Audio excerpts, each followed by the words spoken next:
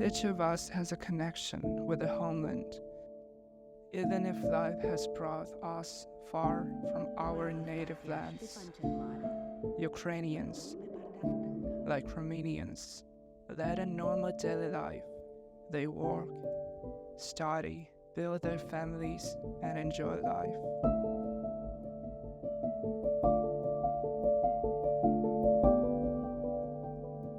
But even far from our native walls, we are worried about our loved ones and relatives who have remained at home.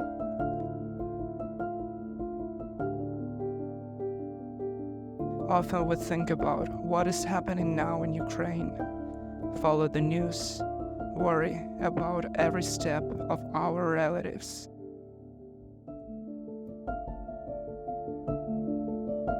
From time to time, it seems to us there is nothing left for us.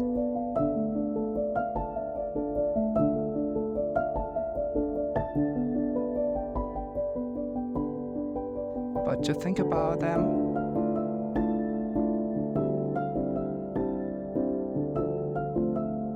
and strive to help somehow reduce our worries.